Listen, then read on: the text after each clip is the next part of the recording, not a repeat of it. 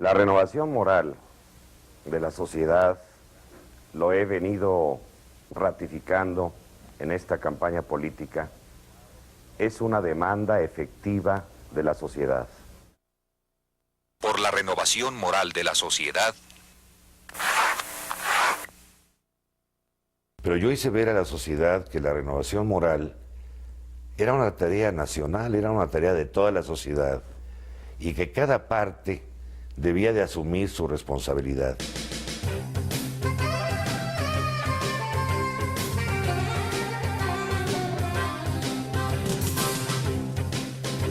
Al principio de la campaña presidencial de Miguel de la Madrid, en octubre de 1981, los agudos problemas económicos que enfrentaba México amagaban con afectar la esfera social. Para mí es un privilegio poder servir a mi patria, máxime en momentos en que sabemos hay dificultades y problemas.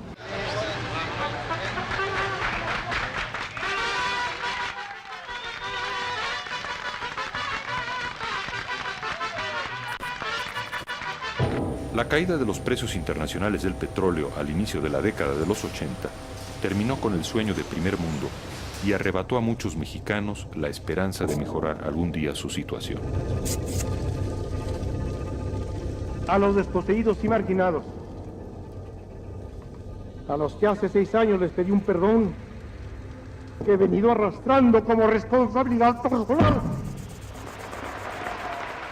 La promesa de prosperidad en el sexenio de José López Portillo solo se cumplió para unos cuantos.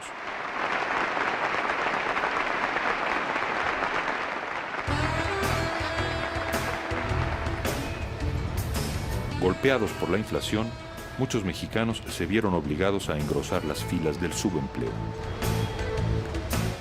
Otra dramática variable se hizo aún más presente en la era de la Madrid, el crecimiento demográfico.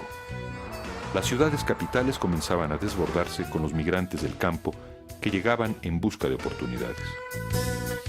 En ese cuadro de crisis económica, 1 de cada 2 mexicanos vivía en condiciones precarias. Desde el comienzo de su campaña, Miguel de la Madrid prometió no prometer lo imposible. Insistió en el tema que llamó la renovación moral de la sociedad, y lo hizo no como un recurso retórico, sino recogiendo una demanda sentida de la gente.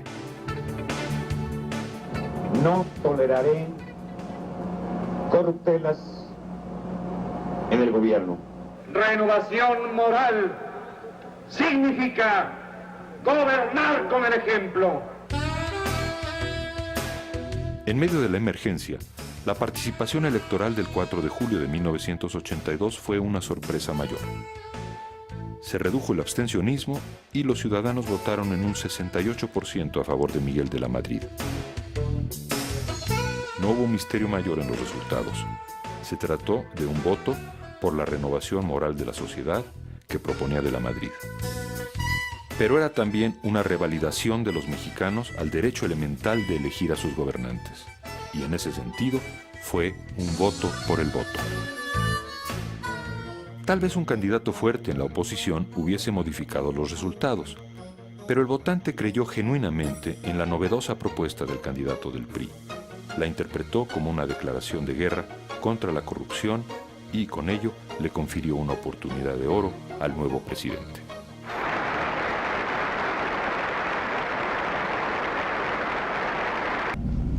Vivimos una situación de emergencia. No es tiempo de titubeos ni de querellas. Es hora de definiciones y responsabilidades. No nos abandonaremos a la inercia. La situación es intolerable. No permitiré que la patria se nos deshaga en las manos. Vamos a actuar con decisión y firmeza.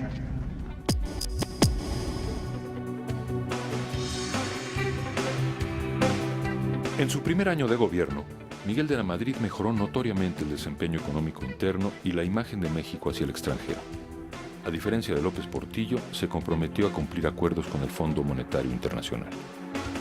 Desde un principio El objetivo principal del gobierno fue estabilizar la economía, volver a darle a la nación condiciones para la actividad económica normal. Y para ello había que combatir drásticamente la inflación a través de aumentos en los ingresos públicos y la contracción del gasto público. Mediante esas medidas de austeridad, México comenzó a corregir su rumbo. Con el leve repunte de la confianza, empezó a fluir lentamente la inversión del extranjero. Sin embargo, hacia el interior del país, los salarios sufrieron un retroceso en relación a la creciente inflación. Bastaba caminar por las calles de muchas ciudades para constatar las agudas consecuencias de la situación heredada del sexenio López Portillista. Todo está reetiquetado, todo está disparadísimo de precios. El detergente estaba a 2,000, véalo a ver, está a 2,800. Y todo lo que todo, compramos, el todo. jamón, todo. En menos de 3 días han aumentado todo. Miguel de la Madrid no podía detener súbitamente la inflación, pero sí logró poner en marcha la renovación moral prometida en su campaña y actuó firmemente contra la corrupción. En su momento crearía la Secretaría de la Contraloría General de la Federación, misma que tenía la misión de regular y controlar los gastos del gobierno federal. El hombre de todas las confianzas de José López Portillo durante su sexenio, el ingeniero Jorge Díaz Serrano, fue acusado por la Contraloría General de la Federación por un fraude superior a los 5.100 millones de pesos durante una compraventa de barcos al ser director de Pemex. Yo pienso que si estos errores que hemos cometido, ¿verdad?, los enmendamos, con nuestro presidente al frente, porque lo hemos visto que se ha portado valiente, estas condiciones tan terribles que quedó el país y las que tiene ahorita, es para que todos andemos corriendo. Sin embargo, el presidente no ha corrido. Miguel de la Madrid siguió actuando. Se ordenó la detención del exdirector de Policía y Tránsito, Arturo Durazo Moreno, quien luego de 1 año, 8 meses que duró el juicio de extradición de Estados Unidos, regresó para cumplir una sentencia de 11 años en el reclusorio sur de la Ciudad de México. El delito, acopio de armas y amenazas cumplidas en grado de extorsión.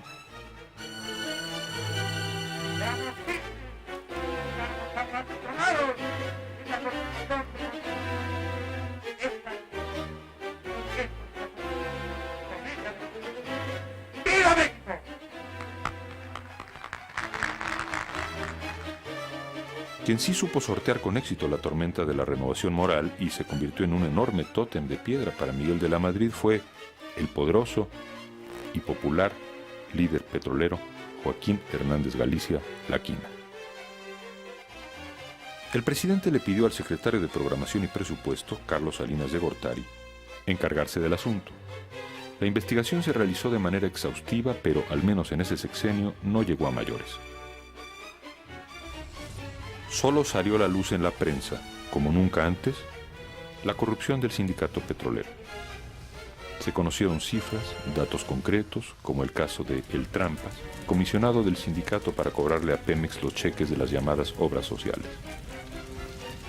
A nombre del sindicato petrolero, El Trampas fue acusado penalmente por el segundo hombre de La Quina, Salvador Barragán Camacho, por un supuesto fraude de 985 millones de pesos. El Trampas huyó y le dirigió una carta a Miguel de la Madrid en la que denunciaba las actividades de La Quina y Barragán Camacho. El gobierno de la Renovación Moral tuvo en sus manos la posibilidad de actuar legal y políticamente contra La Quina. No lo hizo. El escándalo de El Trampas fue acallado y el amigo Joaquín, como lo llamaría el presidente de la República unos meses después, salió en cierta medida fortalecido. México no es un país corrupto. México es un país que ha sido a veces mal administrado. Joaquín Hernández Galicia continuó afirmando que él había sometido, uno tras otro, a 4 presidentes de la República: Adolfo López Mateos, Gustavo Díaz Ordaz, Luis Echeverría Álvarez y José López Portillo. Todos ellos acabaron por ser nuestros mejores amigos, decía entonces.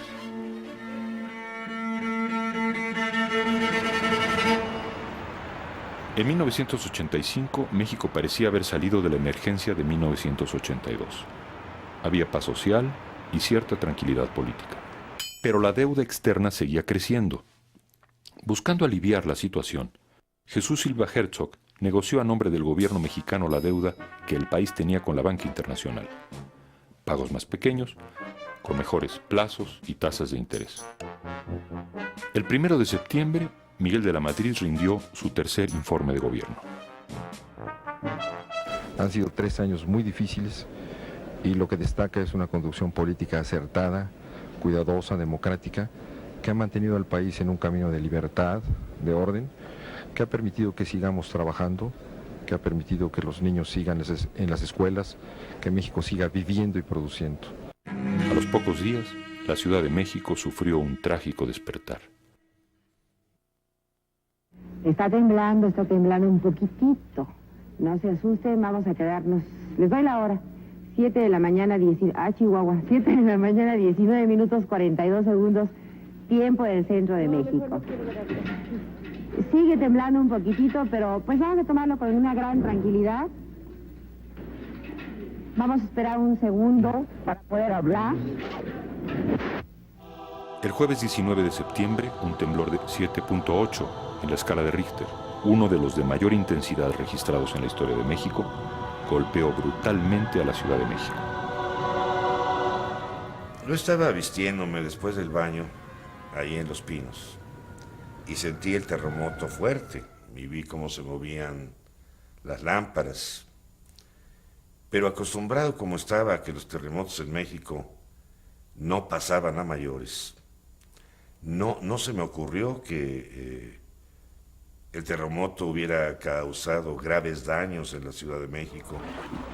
Casi de inmediato, las multitudes ciudadanas se volcaron a las calles en un impresionante movimiento de solidaridad y auxilio a las víctimas. Por fin está saliendo un sobreviviente. Abundó un heroísmo masivo, espontáneo, genuino. Por la tarde, miles de muchachos de todas las clases sociales se arriesgaron entre las ruinas para lograr lo que se volvió voz común: sacar gente. Como pudieron, improvisaron toda clase de métodos de salvamento. Señor presidente, ¿qué ha sabido usted de su familia? No sabemos nada todavía. ¿En qué piso se encontraba cuando sucedió? En el quinto y el cuarto. No sabemos nada todavía y, claro, todavía, ¿qué podemos decir? ¿Tienen Siempre esperanzas de encontrar todavía?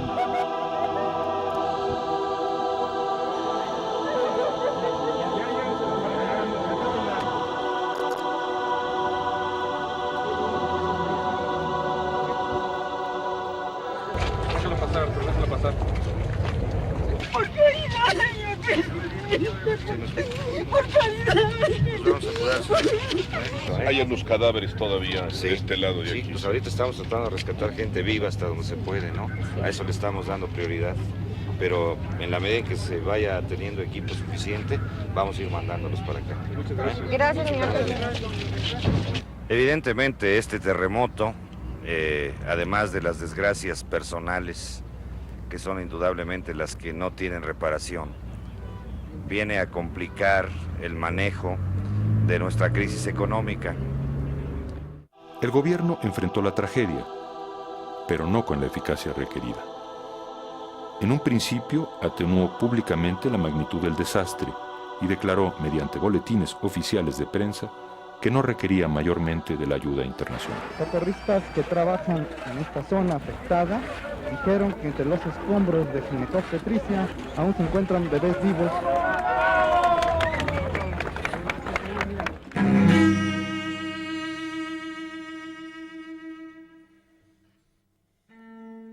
Al día siguiente, la Ciudad de México fue sacudida por un segundo movimiento telúrico de menor intensidad, 6.5 grados en la escala de Richter. El gobierno no aclaró cuántas víctimas cobró el desastre, ni las verdaderas dimensiones de las pérdidas.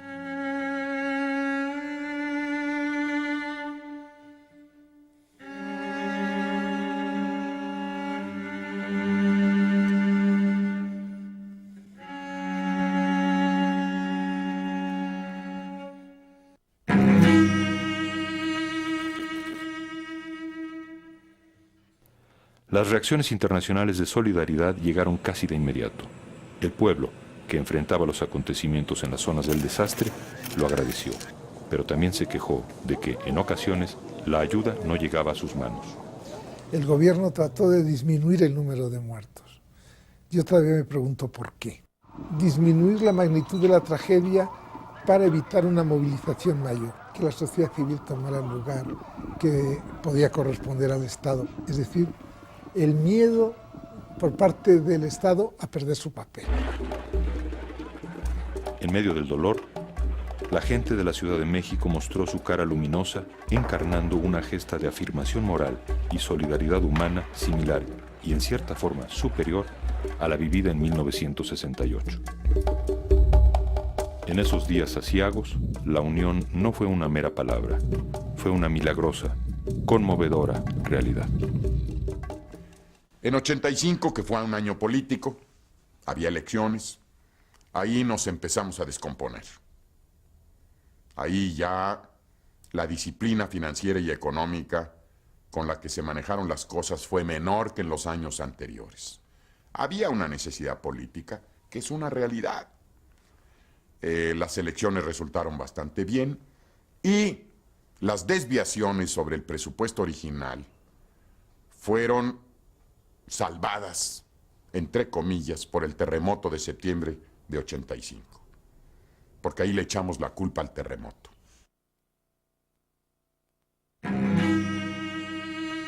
La democracia en México es un anhelo histórico del pueblo mexicano. Por ello libramos batallas, derrumbamos imperios y acabamos con dictaduras. La mañana del 1 de enero de 1983, ante el disgusto colectivo por un fraude en las elecciones locales promovido por los priistas de la zona, simpatizantes del PAN en Piedras Negras, Coahuila, quemaron su alcaldía y la oficina del registro electoral. En su sexenio, el presidente de la Madrid no instrumentó a tiempo una reforma electoral, giro histórico que podía haber encauzado para bien la vida política nacional. Sin embargo, ese mismo año de 1983, en el estado de Chihuahua, de la Madrid abrió parcialmente el juego democrático en el norte del país y admitió el triunfo del PAN en 7 alcaldías. Acción Nacional aprovechó la coyuntura y llevó a su candidato Luis H. Álvarez a la presidencia municipal de la ciudad de Chihuahua. No hubo posibilidad de fraude electoral. En Ciudad Juárez también triunfó un joven e impetuoso panista, Francisco Barrio.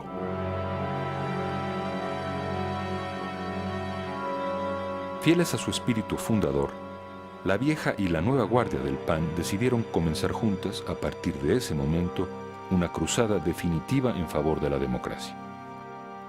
3 años después, en julio de 1986, tuvieron lugar las elecciones para nuevo gobernador en el estado de Chihuahua. Fernando Baeza fue el candidato del PRI. Hijo de un ranchero, fundador del PAN en Chihuahua, escuchó decir a su padre: "No votaré por ti". Desde la izquierda, el Partido Socialista Unificado de México, el PSUM, postuló a un viejo luchador social, el profesor Antonio Becerra Gaitán. Fuimos un grupo de gentes que percibieron, ¿verdad?, que había que ejercer la acción de protesta, la exigencia, pasando por encima de los distintivos partidistas, ¿verdad?, para hacernos cargo de la defensa de una causa más general. Francisco Barrio, candidato del PAN, era un hombre carismático. Una de sus frases de campaña: "El PAN pierde porque tiene mente perdedora". Si no ganamos, lo sacudimos, decía también. Su popularidad se palpaba en la calle. El PAN denunció la suspensión de centenares de sus militantes en las listas oficiales, lo que hizo todavía más difícil a ese partido contar con suficientes funcionarios de casilla para supervisar la honestidad del voto. Otras personas que las han identificado que trabajan por el Partido Acción Nacional, les han quemado su casa, les rompen los vidrios y reciben agresiones físicas. En Chihuahua, la iglesia tuvo una participación destacada con la sociedad. impartió talleres para la democracia antes del día de las votaciones. Lo que la gente veía es, tenemos a como dé lugar, aunque barrio no sea de nuestras preferencias, a como dé lugar, quitar el PRI. Aquella mañana la gente desconfió y comenzó a protestar desde antes de conocer los resultados preliminares. No era casual. Había muchos precedentes de fraude electoral en Chihuahua.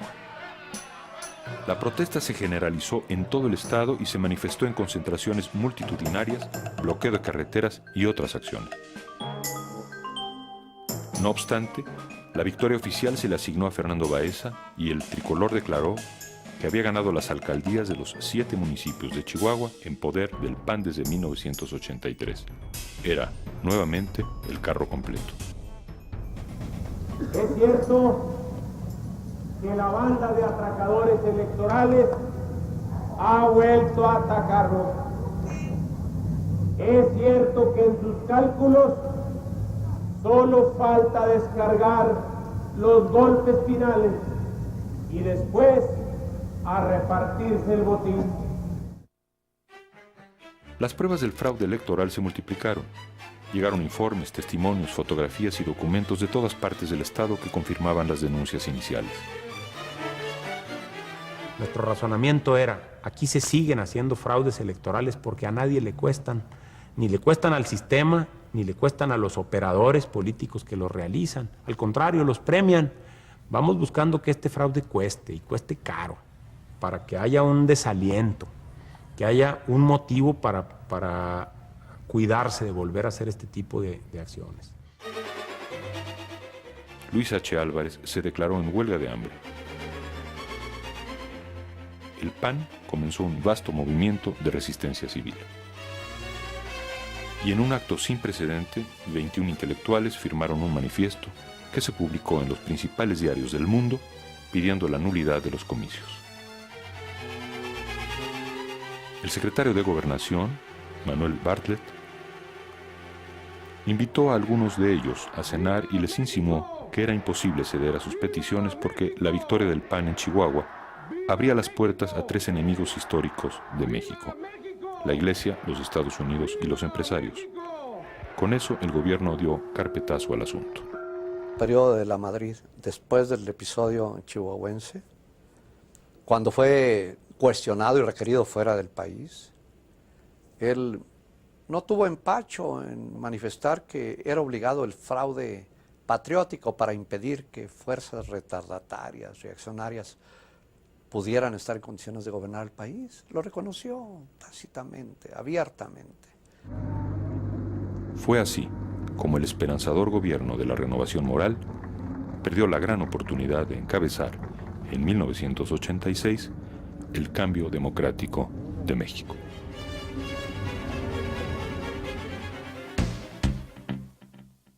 El 18 de octubre de 1987, la Bolsa Mexicana de Valores sufrió una de las peores caídas de su historia, como consecuencia directa de la estrepitosa caída de la Bolsa de Valores de Nueva York, la peor desde 1929.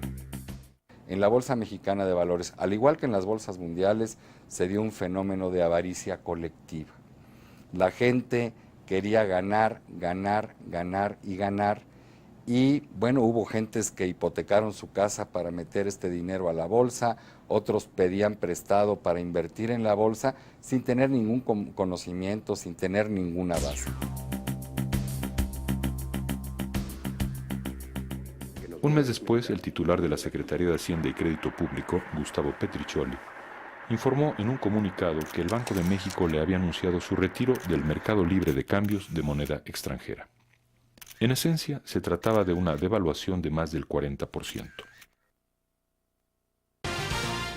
Not too many Americans are aware that in the aftermath of Wall Street's Black Monday crash, the Mexico City stock market has lost more of its value than any exchange in the world.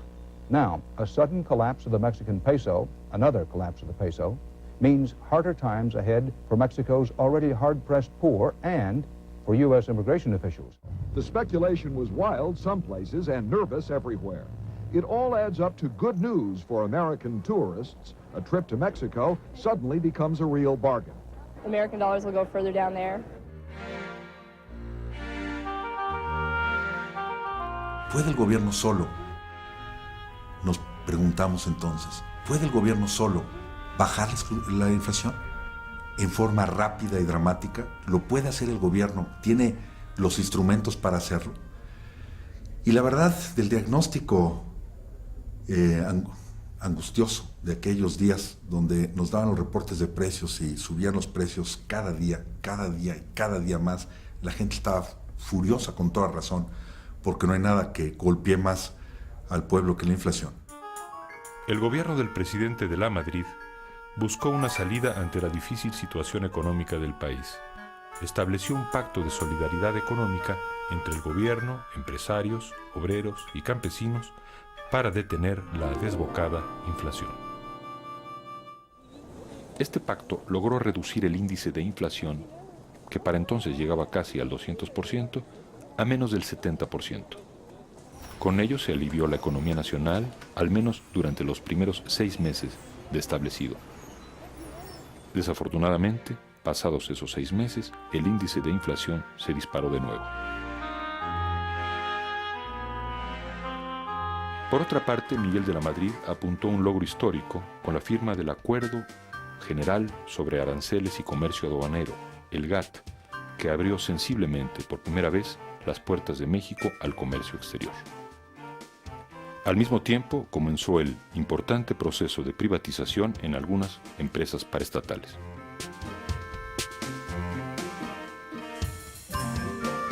De la Madrid no estuvo exento de enfrentar el viejo conflicto agrario por la tenencia de la tierra. 2 marchas campesinas llegaron hasta la capital, una con más de 5,000 indígenas chiapanecos, la otra con más de 70,000 campesinos de diferentes regiones del país.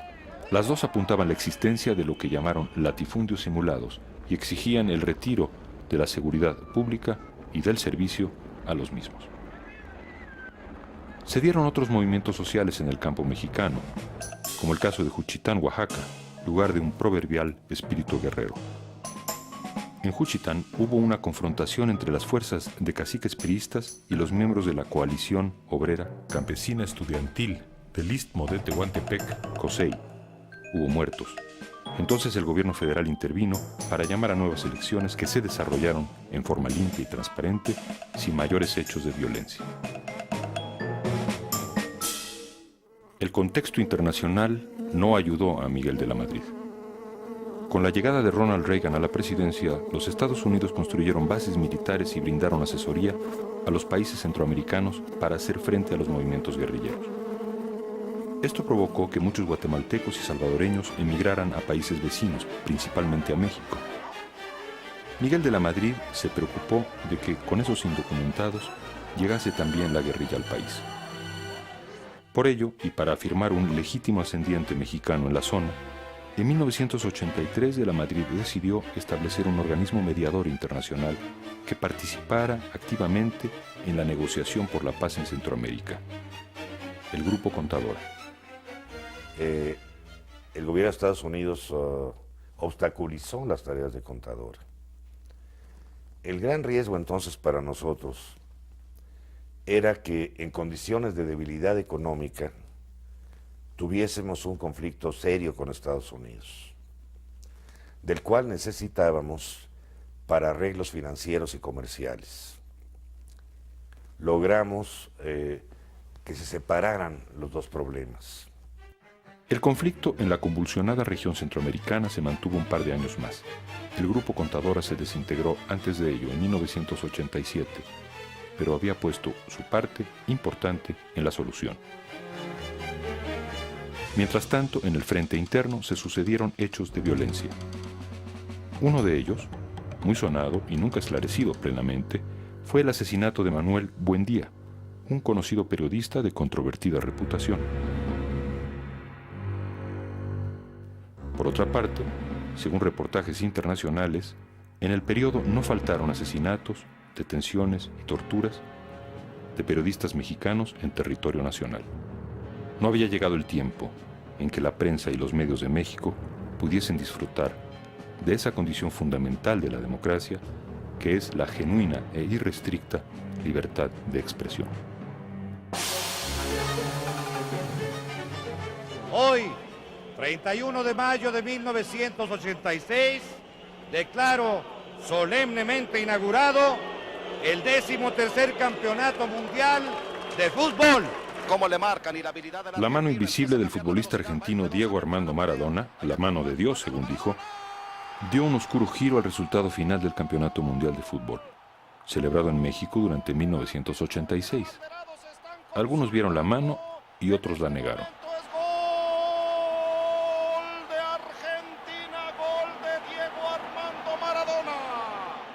También en el sexenio de Miguel de la Madrid existieron manos políticas. Unas se veían, otras no. Son los tecnócratas, son los que saben, son los que se prepararon en las mejores universidades del extranjero y reclaman ahora su derecho a ser los que dirijan el sistema, porque los políticos tradicionales, los abogados, los licenciados, los que nada más pasaron por la UNAM, habían hecho pedazos su oportunidad, habían puesto en peligro el sistema.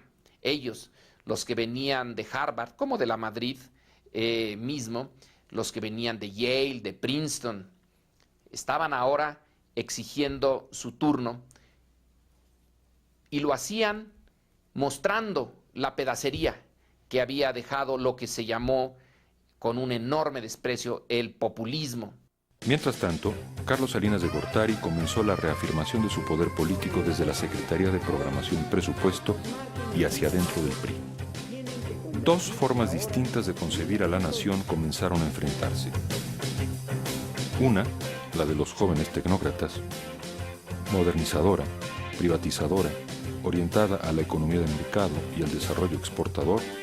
Otra, la de los no tan jóvenes políticos, hasta cierto punto aferrada al antiguo modelo de sustitución de importaciones y al estatismo, buscaba dirigir primordialmente la inversión pública y privada al sector social.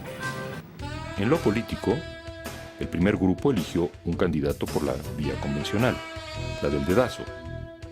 El segundo grupo, en cambio, exigió formas políticas más abiertas y equitativas al interior del PRI. En todos los casos estaremos rechazando la imposición y el tapadismo. El 11 de marzo de 1987, el PRI publicó un escueto comunicado en el que se informaba a los dirigentes y militantes del partido en todo el país la decisión personal de Cuauhtémoc Cárdenas de no colaborar más con ese partido. Maniobra que utilizó la llamada fracción tecnócrata, ya entonces encabezada por Salinas de Gortari, para separar a Cárdenas del partido. El exgobernador de Michoacán, el hijo de Tata Lázaro, contestó que se trataba de una interpretación errónea a sus propuestas. Una nueva corriente crítica, gestada hacía unos meses dentro del PRI, reafirmó su postura, rechazando la imposición presidencial y el tapadismo. Se autodenominó Corriente Democrática y la encabezaba Cuauhtémoc Cárdenas.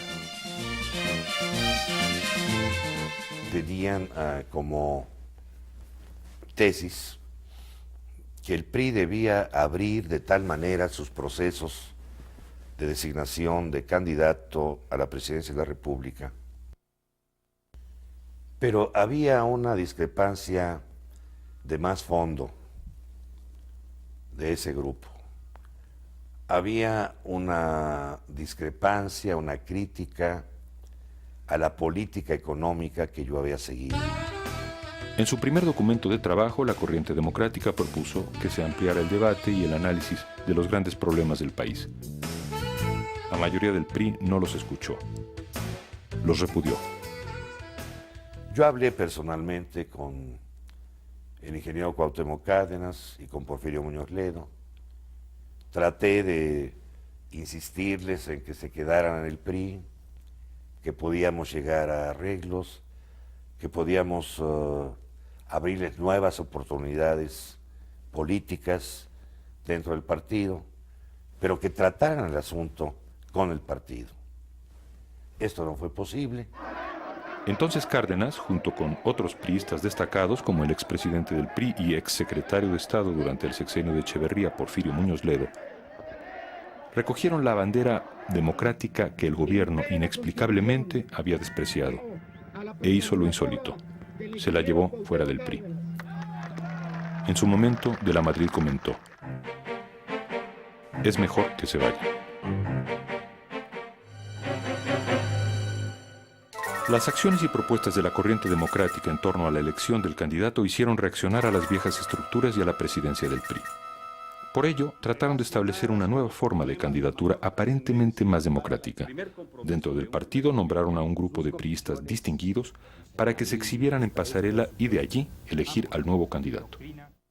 Esta nueva forma de hecho no funcionó, porque como siempre, el sucesor ya estaba elegido. He comprometido mi vida con la política. Cárdenas y Muñoz Ledo no tuvieron tiempo de organizar un partido político para esas elecciones de 1988. Sin embargo, Cuauhtémoc Cárdenas aceptó ser postulado por una coalición de diversos partidos. De concluir la campaña electoral. Y un día antes de la fecha límite para el cierre del registro oficial, el candidato de la izquierda, el ingeniero Heberto Castillo, cabeza del Partido Mexicano Socialista, tuvo el acierto de declinar su candidatura para apoyar al hijo de Lázaro Cárdenas. No claudicaremos ante un proyecto que desconoce las grandes luchas del pueblo mexicano, que convierte el país en el negocio particular de unos cuantos y lo entrega al extranjero. Por el PAN contendió un empresario de Sinaloa, un exalumno del TEC de Monterrey y antiguo jugador de fútbol americano, que ahora empleaba sus técnicas de fullback para defender la vergüenza cívica de los mexicanos y atacar a la tramposa defensiva del PRI, el valeroso Manuel Cloutier.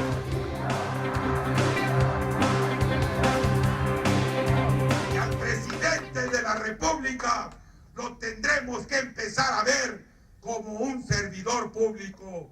Lo tendremos que empezar a ver como el cartero, como al policía, como alguien que sirve al pueblo y no que se sirve de él. La campaña presidencial de Cárdenas, Cloutier y Salinas de Gortari fue creciendo con una intensidad inaudita. México vio el nacimiento de una verdadera fuerza de oposición política. Ríos de gente salieron a la calle para manifestarse en contra del PRI. Las campañas políticas se convirtieron en una fiesta popular.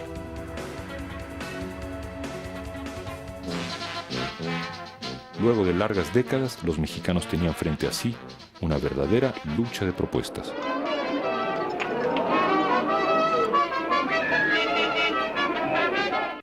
Esta elección no nos la van a robar. Esta elección la vamos a defender porque tenemos con qué defenderla. Tenemos convicciones y autoridad moral. Habrá pues, amigos míos, que reordenar el desorden. Ese es el objeto de la resistencia civil, el volver al orden lo que el gobierno ha desordenado. No tengo compromiso con ninguna continuidad, excepto la de fortalecer los principios fundamentales del pueblo mexicano. El día de las elecciones, muchos mexicanos no se abstuvieron. Votaron. El PRI estuvo en peligro de perder la silla presidencial, pero en la noche, al finalizar las elecciones, una mano invisible dio un oscuro giro al resultado obtenido en las urnas. Unos vieron la mano y otros la negaron. Lo cierto es que Carlos Salinas de Gortari se convirtió en el presidente electo de México.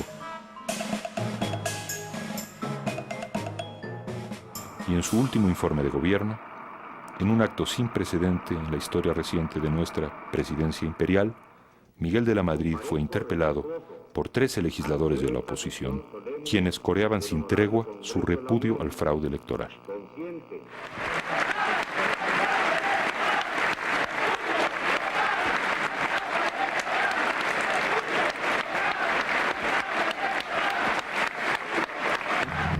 El derecho que nos asiste para interpelar es constitucional y por lo tanto indiscutible. Pero no quieren oír. Miguel de la Madrid se esforzó en instaurar una renovación moral en la sociedad mexicana, pero no alcanzó a lograrlo. Su azaroso sexenio, herido por el terremoto de 1985, concluía con un terremoto distinto, de inmensas consecuencias para el futuro, la hasta entonces inimaginable fractura interna del PRI. Que lo que más me duele es que esos años de ajuste económico y de cambio estructural, pues se caracterizaron también por un deterioro en la distribución del ingreso, por un abatimiento de los salarios reales y por la insuficiente generación de empleo. En suma, por un deterioro de las condiciones sociales.